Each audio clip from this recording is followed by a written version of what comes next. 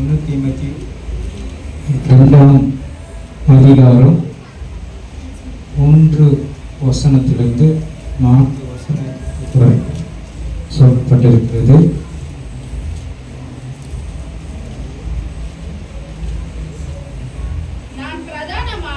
நான் பிரதானமாய் சொல்லுகிற புத்தி என்னவெனில் எல்லா மனுஷருக்காகவும் ஜெபங்களையும் வேண்டுதல்களையும் ஸ்தோத்திரங்களையும் வேண்டும். ஹல்லேலூயா. அப்போ எல்லா மனுஷருக்காக ஜெபிக்க வேண்டும், எல்லா மனுஷருக்காக ஸ்தோத்திரம் பண்ண வேண்டும். இதுதான் பிரதான கடமை, கிரேட் கமிட்மெண்ட். அப்போ ஆண்டவர் இதைத்தான் சொல்லுகிறார். எல்லா மனுஷருக்காக ஜெபிப்பதற்கு ஒரு தலைவனை ஏற்படுத்த வேண்டும். எல்லா மனுஷருக்கும் ஜெபிப்பதற்கும் ஊக்கப்படுத்துவதற்கும் சபையில இருக்கிற சிறு சிறு வேலைகளுக்கு ஊக்கப்படுத்த வேண்டும். கிரேட் கமிஷனை ஏற்படுத்த வேண்டும். நல்ல ஒரு தலைமத்துவத்தை சபையில ஏற்படுத்த வேண்டும். விசுவாசிக்கிறீங்களா? அப்போ ஆண்டவருடைய பிரதான கட்டளை 12 பேர்களிலும் 12 பேர் வச்சு ஆண்டவர் யார பிரதான ஆசாரியனாய் தேர்ந்தெடுத்தார்? யாரை கூட வச்சிருந்தாரு? 12 பேர்ல யார்? 2 பேர் 3 பேர் யார் இருந்தாங்க? யோவான், பேதுரு, யாக்கோபு, 3 பேரை கூட வச்சிருந்தார். ஆகவே இவர்கள் சொல்லுகிற அதாவது வேலைகள் எல்லாம் அவர்கள் செய்ய வேண்டும். ஒரு தலைவர்களை ஏற்படுத்த வேண்டும். இதுதான் great commitment, great commandment, great commission.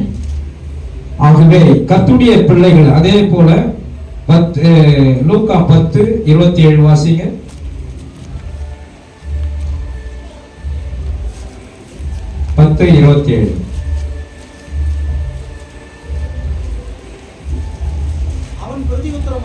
பிரதியுத்தரமாக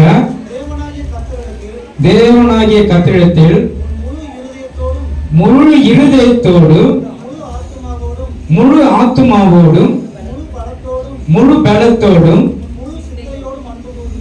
முழு சிந்தையோடு அன்பு கொண்டு உன்னிடத்தில் நீ அன்பு கூறுவது போல பிறரிடத்தில் அன்பு கூறுவாயாக என்று எழுதியிருக்கிறது. நீங்க பார்த்தீங்கன்னா இதுதான் கட்டளை. இது ஒரு பிரதான கட்டளை. அப்போ ஆண்டவருடைய பிரதான கட்டளை என்னவென்றால், நீ உன்னிடத்தில் நீ அன்பு கூறுவது போல பிறரிடத்தில் அன்பு கூற வேண்டும். பிறருக்காக ஜெபிக்க வேண்டும். பிறருக்காக என்ன பண்ணணும்? கொடுக்க வேண்டும். பிறர் கஷ்டப்படுறாங்க. இப்போ முத்தலட்சுமி அம்மா குடும்பத்துல கல்யாணம் ஆகுது அப்படின்னா அவங்கள நம்ம போய் பார்க்கணும். ஏன்னா நம்ம சபையில சேர்ந்தவங்க பொருளாதாரத்துல பயங்கர நலிவுற்ற நிலையில இருக்காங்க. அவங்களுக்கு செய்யாம இருக்கக்கூடாது. அவங்க இல்லாததான் நான் பேசுறேன் இப்போ.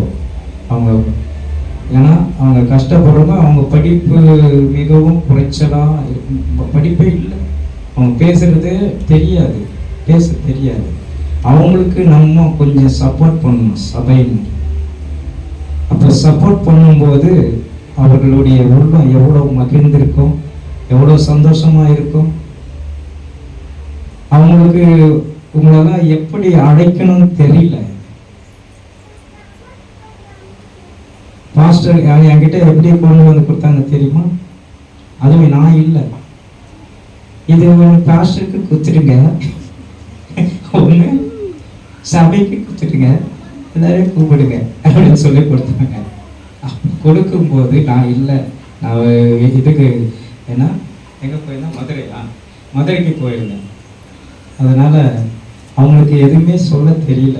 அதனால் தயவுசெய்து அவங்களுடைய திருமணத்துல பங்கு பெறுங்கள். இதுதான் பிரதான கட்டளை. உங்களிடத்தில் நீங்கள் அன்பு கூறுவதைப் போல பிறரிடத்தில் அன்பு கூற வேண்டும். ஆகவே நீங்கள் தயவு செய்து அவங்களுக்கு நீங்க போங்க, உங்களால் முடிஞ்சதை செய்யுங்க. நீங்க சும்மா போனா கூட பரவாயில்ல, அவங்க உங்களை பார்த்தாங்கன்னா சந்தோஷப்படுவாங்க. எல்லாரும் நீங்க இந்த சபையிலிருந்து நான் சொல்றேன், இந்த அந்த இது என்னது உங்களுடைய இதுக்காக வச்சிருக்கிற நீதிமொழி இது சாரி நம்ம தீமோத்தேயு புஸ்தகம் 2:1 வாசிச்சோம். 4வது வசனம் வாசிங்க. எல்லா மனுஷர்களும் ரட்சிக்கப்படவும் சத்தியத்தை அறிகிற அறிவை அடையவும் அவர் சித்தம் உள்ளவராய் இருக்கிறார். தேவன் ஒருவரே, தேவனுக்கும் மனுஷருக்கும் மத்தியஸ்தர் ஒருவரே.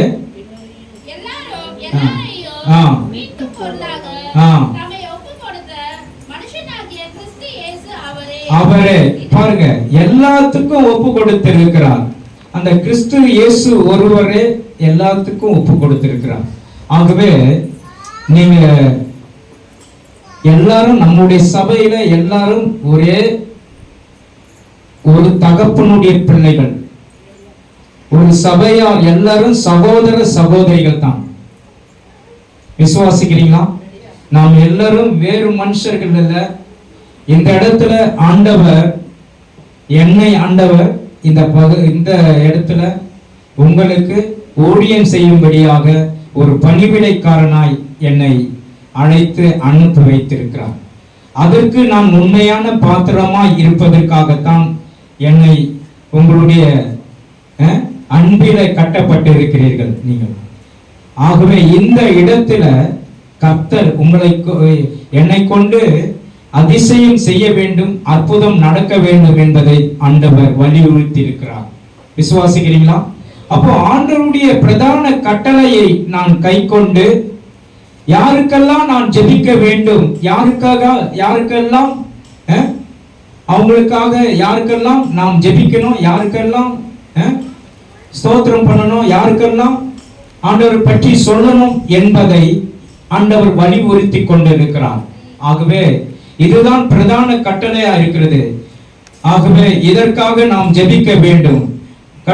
அவருடைய பிரதான கட்டளை மத்தேயு புஸ்தகம் 28:17 சொல்லப்பட்டு இருக்கிறது. வாசிங்க. 17, 18, 19, 20 வாசிங்க. 28 மத்தேயு 28.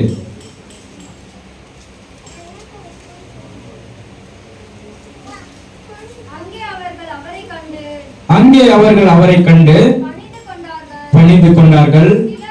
சிலரோ சந்தேகப்பட்டார்கள். அப்பொழுது இயேசு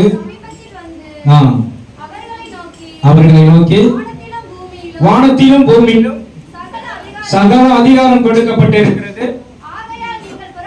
நீங்கள் புறப்பட்டு போய் சகல ஜாதிகளையும் சீஷராக்கி பிதா குமாரன் பரிசுத்த ஆவியின் நாமத்தினால் ஞானஸ்தானம் கொடுங்கன்னு சொல்றாரு. விசுவாசிகளா? அப்போ ஆண்டவர் கொடுக்கப்பட்ட கட்டளை இது. பிரதான கடமையை பார்த்தோம், கற்பனையை பார்த்தோம், கட்டளையும் பார்த்து கொண்டிருக்கிறோம். அவருடைய கட்டளை எது? வானத்துக்கும் பூமிக்கும் அதிகாரம், சகல அதிகாரம் எனக்கு கொடுக்கப்பட்டிருக்கிறது. நீங்கள் புறப்பட்டு போய் சகல ஜாதிகளையும் சீஷராக்கி பிதா குமாரன் பரிசுத்த ஆவியினால் ஞானஸ்தானம் கொடுங்கன்னு சொல்றேன். இன்றைக்கு நமக்கு மிகவும் முக்கியமானது ஆண்டவருடைய அல்லேலூயா லீடர்ஸ் ஆக்கணும். நம்ம ஆண்டவருக்கு பிரதான கட்டளை என்னன்னா, ஆண்டவர் உங்களை தேர்ந்தெடுக்கிறவர்களை நீங்க சம்மதிக்க வேண்டும். அல்லேலூயா. இந்த சபைக்கு நிச்சயமா இது இப்படியே இருக்காது, இன்னும் வளர்ச்சி இருக்கிறது. ஆகவே ஆண்களுக்கு ஒரு தலைவர், பெண்களுக்கு ஒரு தலைவி, வாலிப பிள்ளைகளுக்கு ஒரு தலைவர், இவர்களை நாம் உருவாக்கும் போது நிச்சயமா இது பிரதான கட்டளைகளில் ஒன்றாயிருக்கும், கடமையிலே ஒன்றாயிருக்கும், கற்பனையிலே ஒன்றாயிருக்கும். ஆகவே நீங்கள் இதற்கு செவிசாயுங்கள். கர்த்தர் உங்களை ஆசீர்வதிப்பாராக. நாம் ஆண்டவருடைய வார்த்தைக்கு நேராக கடந்து செல்வோம். ஆண்டவர் இது தலைப்பு என்னவென்றால், பாத்திரவான்களாய் காணப்படுவது எப்படி? பாத்திரவான்கள் என்பது என்ன? பாத்திரவான்கள் என்பது என்ன? சொல்லுங்க. பாத்திரவான்கள் என்பது என்ன? நமக்கு ஒரு தகுதியை ஏற்படுத்துகிறார். இந்த பகுதியில ஒரு சபையை ஏற்படுத்த வேண்டும் என்றால் இதற்கு முக்கியமானது என்ன? ஒரு சபைக்கு தலைவரை கொடுக்கிறாரு. தலைவருக்கு என்ன தகுதி வேணும்? இப்போ நான் இங்க இருக்கிற அப்படின்னா இந்த பகுதியில எனக்கு ஊழியத்தை கர்த்தர் கொடுத்திருக்கிறார். அப்போ இதற்கு என்ன தகுதி வேணும்? ஜெபம் முக்கியம், அர்ப்பணிப்பு முக்கியம், அழைப்பு தெரிந்து கொள்ள வேண்டும். கர்த்தர் எனக்கு ரொம்ப நாட்களாக எனக்கு அழைப்பு தெரியாமல் நான் ஊழியம் செய்வதற்கு மிகவும் அஞ்சினேன், தயங்கினேன், பயந்தேன். ஒன்றுமே தெரியாது, எனக்கு அழைப்பு என்னவென்று எனக்கு தெரியாமல் அஞ்சினேன். என்னோடு பேசின வார்த்தை என்னவா இருந்திருக்கும் நீங்க நினைப்பீங்க? சங்கீத புஸ்தகத்துல 18ஆம் அதிகாரத்துல சொல்றாரு, உம்மாலே ஒரு சேனைக்குள் பாய்வேன், என் தேவனால மதிலை தாண்டுவேன். அப்போ தேவனுடைய அழைப்பு இல்லாமல் இந்த வார்த்தை வராது. தேவனுடைய அழைப்பு தான் என்னை தேற்றினது, தேவனுடைய வார்த்தை தான் என்னை ஆற்றினது. அப்போதான் நான் புரிஞ்சுக்கினேன், அப்போ எனக்கு ஒரு தனிப்பட்ட ஊழியம் இருக்கிறது. அப்போ ஆண்டவர் என்னை அழைக்கிறார். அப்போ எவர்களை அழைத்தாரோ எவர்களை முன்குறித்தாரோ அவர்களை அழைத்திருக்கிறார். எவர்களை அழைத்தாரோ அவர்களை நீதிமானாக்கி இருக்கிறார். எவர்களை நீதிமானாக்கினாரோ அவர்களை மகிமையும் படுத்தி இருக்கிறார் என்று வேதம் சொல்லுகிறது.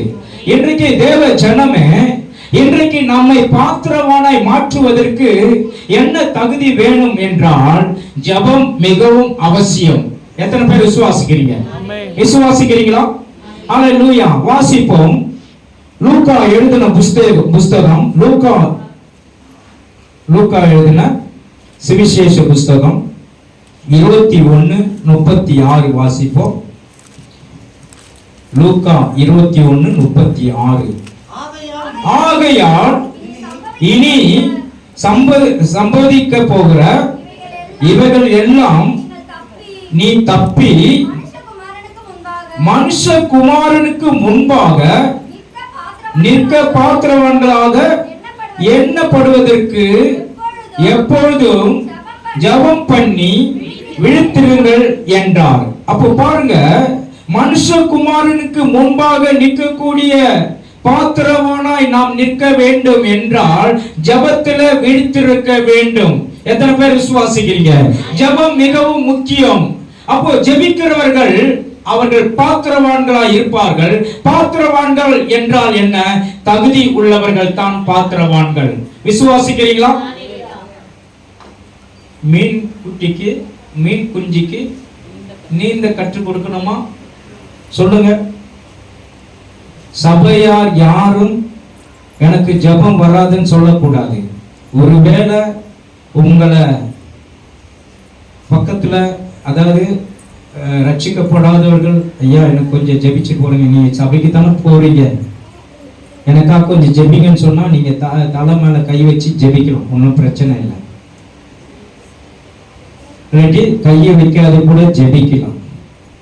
பிதாவே இவர்களை மன்னியும், இவர்களுக்கு இயேசுவே உம்மை பற்றி அறிய வேண்டும், இவர்களுக்கு இருக்கிற வியாதி விலக வேண்டும் அப்படின்னு சொல்லிட்டு ஜெபிக்கலாம். சாதாரண ஒரு பிலீவர்ஸ் கூட ஜெபிக்கலாம். உங்களை சாதாரணம் சொல்றது இல்லை, நீங்க சொல்றேன் நான் இப்போ வந்த பெலிவர்ஸ் கூட சாதாரணர்கள் அல்ல. விசுவாசிக்கிறீங்களா? அப்போ நம்ம சாதாரணமா நம்ம நினைச்சு கூடாது, உங்களுக்கு ஜெபம் வராதுன்னு சொல்லக்கூடாது. ஜெபிக்கிறவர்களா நீ மாற வேண்டும். எத்தனை பேர் விசுவாசிக்கிறீங்களா? அல்லேலூயா. அப்போ நீங்க தகுதி உள்ளவர்கள் என்று சொல்லப்பட, பாத்திரவான்கள் என்று சொல்லப்பட்டு இருக்கிறது. விசுவாசிக்கிறீங்களா? அப்போ ஆண்டவர் இதற்காகத்தான் நம்மை உருவாக்கி கொண்டு இருக்கிறார். அப்போ நீங்க ஜெபிக்கிறதுக்கு ஆயத்தமாக வேண்டும். பாருங்க, ஆண்டவர் இயேசு சீனாய் மலைக்கு போகிறாரு. போயிட்டு அங்க போய் தரிசனம் காட்டுறாரு. தரிசனத்துல யாரை காட்டுறாரு? மோசேயை காட்டுறாரு. யார்கிட்ட காட்டுறாரு சொல்லுங்க? கூட யார் யார் போனாங்க? பேதுரு, யோவான், பேதுரு, யாக்கோபு, 3 பேர் போனாங்க. 3 பேர்ல அந்த இடத்துல ஆண்டவர் தரிசனமாகிறாரு. ஆவியானவர் தரிசனமாகி என்ன பண்றாரு? பேதுருவை காட்டுறாரு, மோசேயை காட்டுறாரு, எலியாவை காட்டுறாரு, எல்லாரையும் காட்டுறாரு. அப்போ மோசே பார்த்து, இவரு பேதுருவை பார்த்துட்டு, ஐயா இங்கேயே நம்ம ஒரு கூடாரத்தை போட்டுடலாம், இங்கேயே நமக்கு ஒரு இடத்தை ஆயத்தப்படுத்திடலாம் அப்படின்னு சொல்லிட்டு, 2 எப்பா நீங்களாம் இன்னும் ஆண்டவரை பற்றி தெரியல உனக்கு, நீங்க கொஞ்சம் சைலண்டா இருங்கன்னு சொல்றாரு. அப்போ அவங்களுக்கு இது ஒரு அவசர புத்தி இருந்தது. அதே சமயத்துல கீழே வந்து ஒரு தகப்பன் ஒரு பிள்ளைய சுமந்து கொண்டு போராட்டத்தில் இருக்கிற மகனை கொண்டு வராங்க. இந்த ஆசாரியர்கள், அதாவது சீஷர்களை கூப்பிட்டு ஜெபிங்கன்னு சொல்றாங்க. அவங்க என்ன பண்றாங்க? இது எனக்கு தெரியாது, எங்க ஆண்டவர் மேல இருக்கிறாரு, வந்து நிற்கிறாரு, கொஞ்சம் வெயிட் பண்ணுங்க. ஆண்டவர் என்ன சொல்றாரு? அட பாவீங்களா, உங்களுக்கு ஜெபிக்கத்தானே கற்றுக் கொடுத்தேன், நீங்க எதுவும் செய்யாத இருக்கீங்கள, நான் எப்பொழுதுமே நான் உங்க கூட இருப்பேன் அப்படின்னு சொல்லிட்டு கேள்வி கேட்கிறேன். ஆகவே இன்றைக்கு தேவ ஜனமே, அப்படிப்பட்டவர்களாய் நாம் ஜெபிக்க தெரியாதுன்னு சொல்லக்கூடாது. இந்த சபையில இருக்கிறவர்கள் யாருமே ஜெபிக்க தெரியாதுன்னு சொல்லக்கூடாது. எல்லாரையும் ஜெபிக்க வைக்கிறவர்களாய் நீங்க மாறணும். விசுவாசிங்களா? மற்றவர்களுக்காக நீ ஜெபிக்கும் போது உன் வாழ்க்கையில கர்த்தர் பிரதான காரியங்களை செய்வார், மேன்மையான காரியங்களை செய்வார். அதற்காகத்தான் ஆண்டவர் உங்களை பார்த்திருவான் என்றால் தகுதி உள்ளவர்கள் என்பது அர்த்தம். விசுவாசிக்கிறீங்களா? தகுதி உள்ளவர்களாய் ஆண்டவர் உங்களை பார்க்கிறாரு. எப்பேற்பட்ட வேலையிலும் ஒரு என்ன வேணும்? நமக்கு தகுதி வேணும். எப்பேற்பட்ட வேலையிலும் தகுதி வேணும். இப்போ வந்து ஒரு தகுதி, அதாவது நமக்கு தகுதினா என்ன அர்த்தம்? படிப்பு ஞானம், டிகிரி. இன்னைக்கு டிகிரி இல்லாத வேலை கிடைக்காது. டிகிரி இருந்தாலும் வேலை கிடைக்கல. 2-3 டிகிரி படிச்சுட்டாலும் வேலை கிடைக்காது. சாதாரண படிப்பு ஒரு டிகிரி இருந்தா வேலை கிடைக்கும். அந்த மாதிரி ஒரு கான்செப்ட்ல போயின்னு இருக்கு. அப்போ நமக்கு வந்து ஒரு டிகிரி இருந்தாதான் வேலை கிடைக்கும் ஒரு கான்செப்ட் போயின்னு. தகுதி வேணும், அதற்கு வயசு வேணும், ஓட்டு போடுறதுக்கு வயசு வேணும். அதே போல டாக்டர் பட்டம் வாங்கணும் அப்படின்னா, டாக்டர் ஆகணும் அப்படின்னா என்ன வேணும்? படிப்பு வேணும். இன்ஜினியர் ஆகணும் அப்படின்னா அதற்கு ஒரு மார்க் எடுத்திருக்கணும். நல்ல கவர்மெண்ட் வேலை வேணும்னா அதற்கும் நமக்கு என்ன பண்ணணும்? எக்ஸாம் இருக்கு. ஆகவே டிஎன்பிசி எக்ஸாம் எழுதணும். இதெல்லாம் ஒரு தகுதியை பார்த்து தான் என்ன கிடைக்குது? நமக்கு ஒரு வாழ்க்கையில நல்ல தைரியம் கிடைக்கிறது. அப்போ நமக்கு இதை விட தகுதி எது அப்படின்னா, ஜெபம் தான் உங்களை தகுதிப்படுத்துகிறது. எத்தனை பேர் விசுவாசிக்கிறீங்க? ஜெபம் தான் உங்களை தகுதிப்படுத்தி, உங்களை மேன்மைப்படுத்தி, உங்களை உயர்த்தி வைக்கிறது. ஆகவே ஜெபம் இல்லை என்றால் அது ஒன்றும் இல்லை. அல்லேலூயா. ஜெபத்திற்கு முக்கியத்துவம் கொடுங்க. கர்த்தர் உங்களை ஆசீர்வதிக்க வல்லமை உள்ள தேவனாய் இருக்கிறார். ஆகவே நீங்கள் ஜெபிக்கும் போது கர்த்தர் எல்லாவற்றிலும் உங்களுக்கு ஒளியா இருக்கிறார்.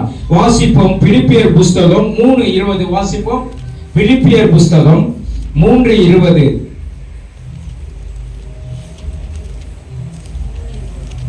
நம்முடைய குடியிருப்போ இருக்கிறது.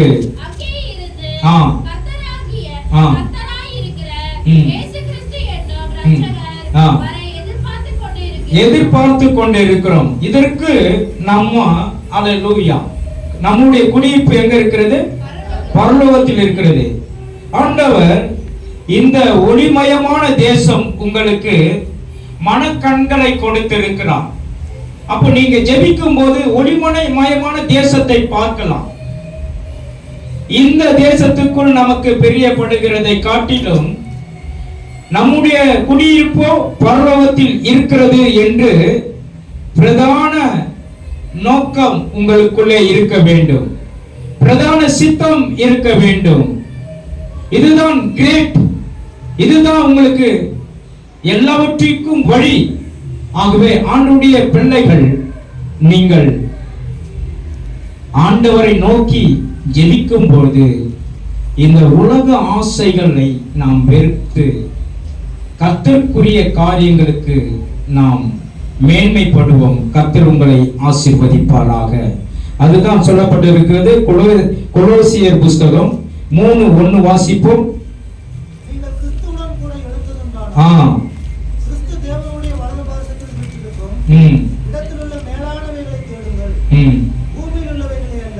பூமியில் உள்ளவைகள் அல்ல, மேலானவைகளை தேடுங்கள், நாடுங்கள் என்று சொல்லப்பட்டு இருக்கிறது. ஆகவே இன்றைக்கு இந்த பூமியில் உள்ள நமக்கு கர்த்தர் நமக்கு நிற்கிற இந்த இடம் மகிமையா இருந்தாலும் இதெல்லாம் நமக்கு ஆண்டவருடைய வருகைக்கு இதெல்லாம் ஒண்ணுமே இல்லாத நம்ம எல்லாம் அப்படியே போயிடுவோம்.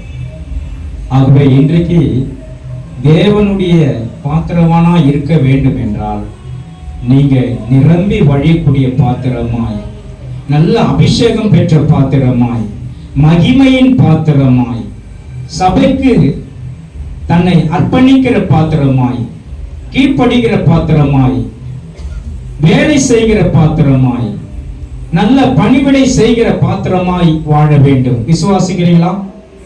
கர்த்தருடைய பெரிதான கிருபையினால் ஆண்டவர் உங்கள் எல்லோரையும் அவருடைய அழைப்பை பெற்று வந்திருக்கிறீர்கள்.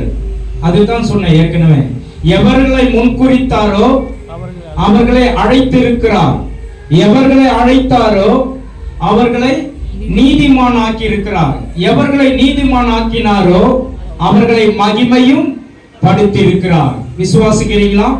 கர்த்தர் பெரிய காரியங்களை செய்ய அவர் வல்லமை உள்ள தேவனாய் இருக்கிறார். இன்றைக்கு நாம் ஒரு நல்ல பாத்திரவானாய் மாற வேண்டும். விசுவாசிக்கிறீங்களா? அல்லேலூயா. நல்ல பாத்திரவானாய், மனுஷகுமாரனுக்கு முன்பாக நிற்கிற பாத்திரவான். விசுவாசிக்கிறீங்களா? ஆண்டவருடைய வருகைக்கு நம்மை முந்தின அல்லேலூயா ஆயத்தத்தோடு நிற்கிற பாத்திரவானாய் நாம் நிற்பதற்கு நாம் தகுதி உள்ளவர்களாய் மாற வேண்டும்.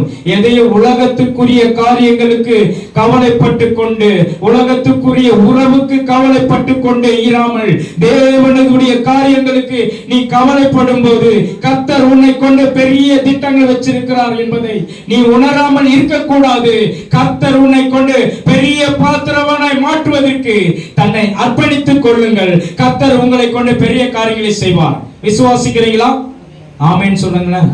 கர்த்தர் பெரியவர். நீங்க நல்ல பாத்திரவானாய் மாற வேண்டும். கடந்த நாட்களிலே வார்த்தைகளை கொடுத்தேன்.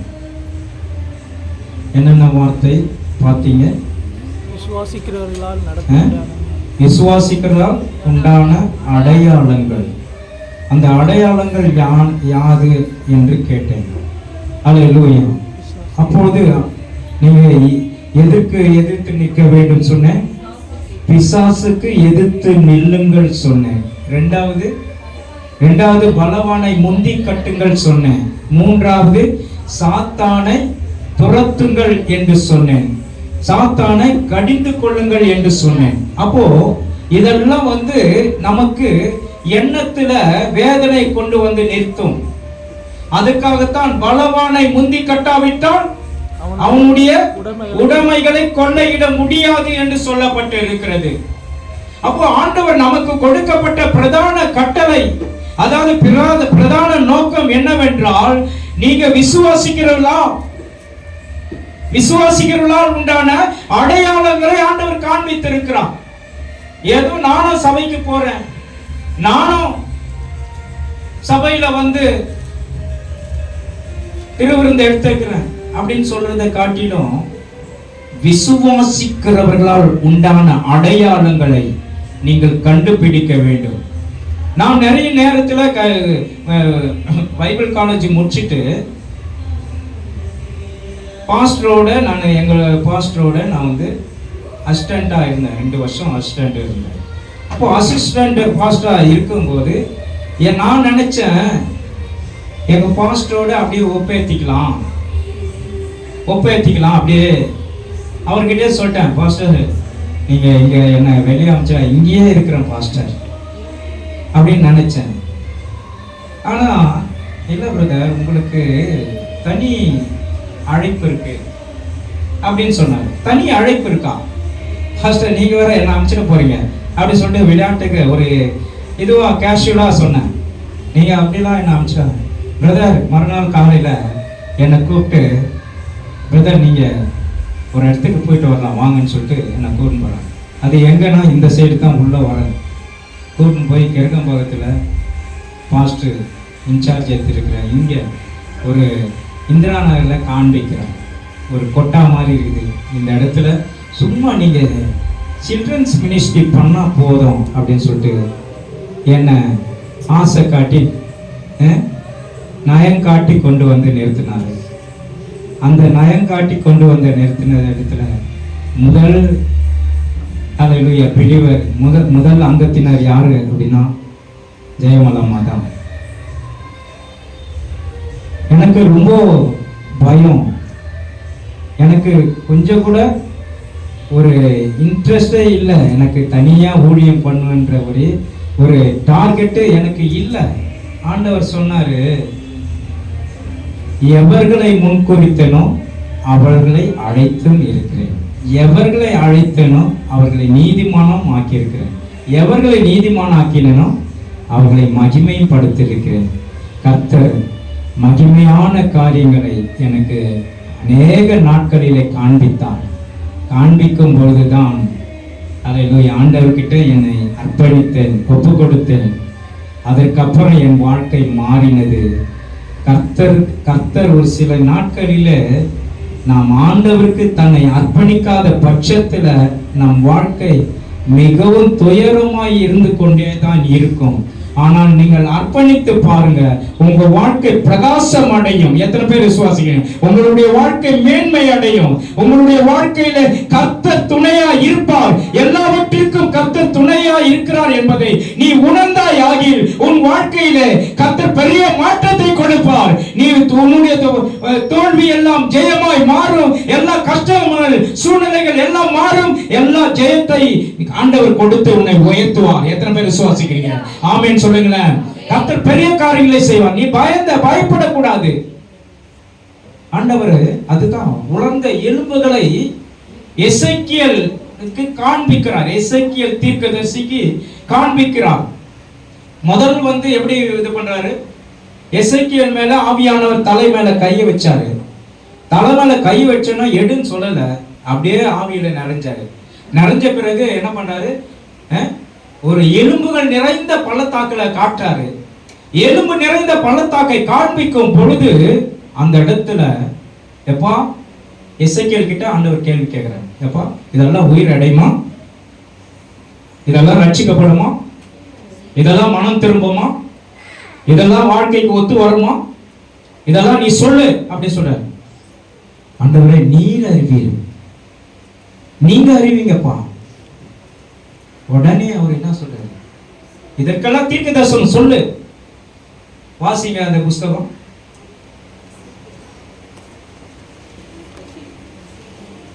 எசேக்கியேல் 36 37 37 3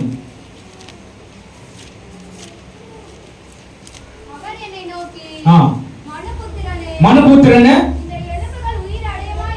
இந்த எலும்புகள் உயிர் அடையுமா என்று கேட்டார். அதற்கு நான், கர்த்தராகிய கர்த்தராகிய ஆண்டவரே, தேவரீர் அதை அறிவீர் தேவரீர் நீர் அறிவீர். அப்பொழுது அவர்,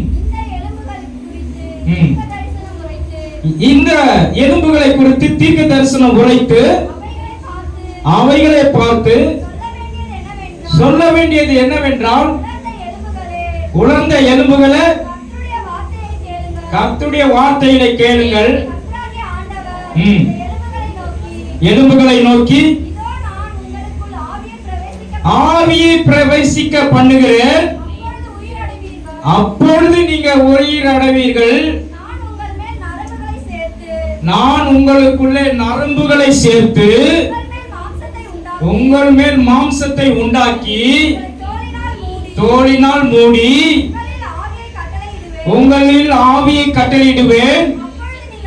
அப்பொழுது நீங்கள் உயிரடைந்து நான் கர்த்தர் என்று அறிந்து கொள்வீர்கள். இப்ப பாருங்க, இவர் என்ன சொன்னாரு? முதல்ல எசேக்கியேல் ராஜா, எசேக்கியேல் தீர்க்கதரிசி, நீங்கள் அறிவீர்கள், எனக்கு தெரியாது, நீங்க தான் அறிவீங்கப்பா, நீங்க உருவாக்கினீங்க, நீங்க சாகடிச்சீங்க, நீங்க இதை பிரிச்சு போட்டீங்க.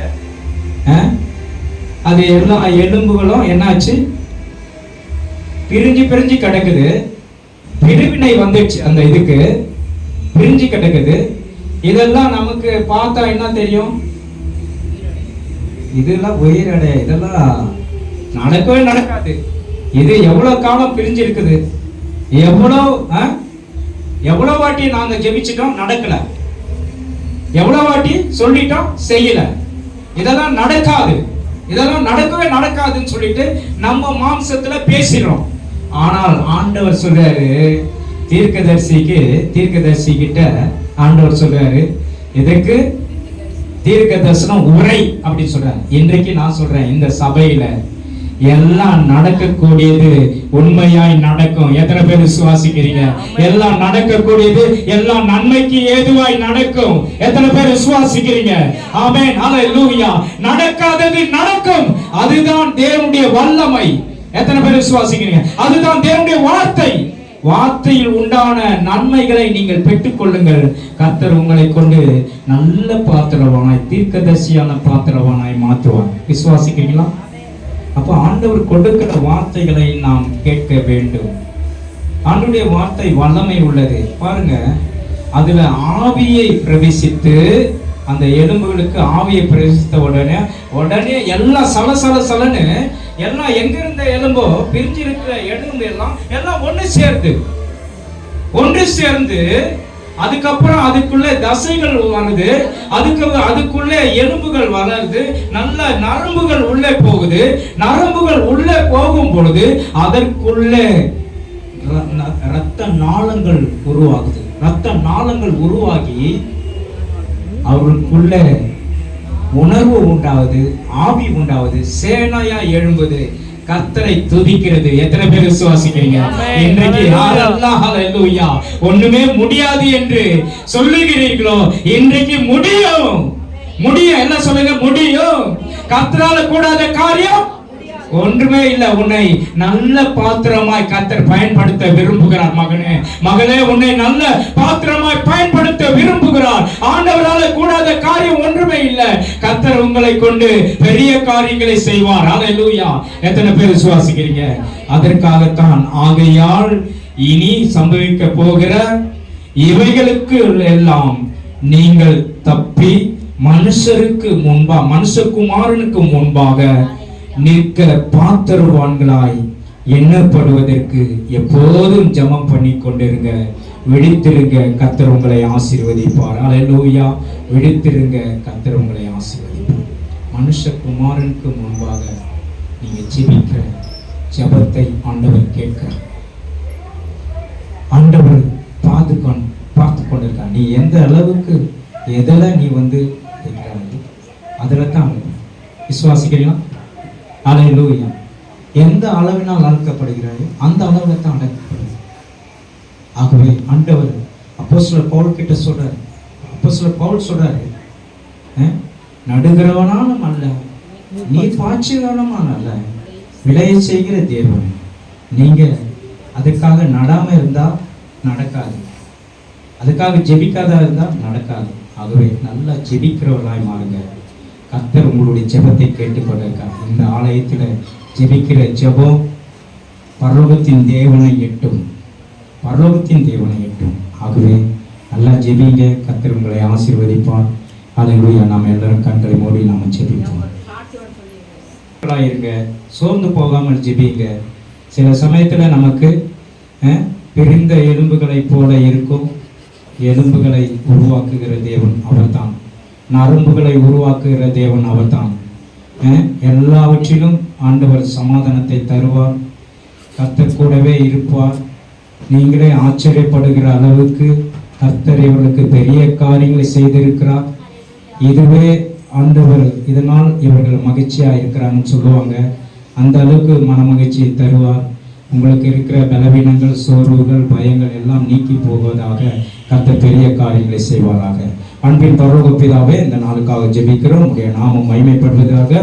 ஆண்டவரே கர்த்தாவே, இன்றைக்கு அல்லேலூயா விசேஷமாய் ஜெபித்த அருமையான அல்லேலூயா சாட்சி சொன்ன ஆண்டவரே, எங்களுடைய அம்மாவுக்காக நாங்கள் ஜெபிக்கிறோம். கர்த்தருடைய கரம் கூட இருக்கட்டும், பாதுகாத்துக் கொள்ளும்.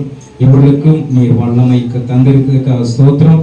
வார்த்தையின் மூலமாக ஆண்டவரை சொன்னதை நிறைவேற்றினீர், ஆசீர்வதியும். கர்த்தருடைய நாமம் மகிமைக்காக ஸ்தோத்திரம். இயேசுவின் நாமத்தில் பிதாவே, ஆமென், ஆமென். அல்லேலூயா. நாமத்தில் பிதாவே, ஆமென், ஆமென். ஆத்துமாவே கர்த்தரை ஸ்தோத்திரி, முழுமே பரிசுத்த நாமத்தை ஸ்தோத்திரி.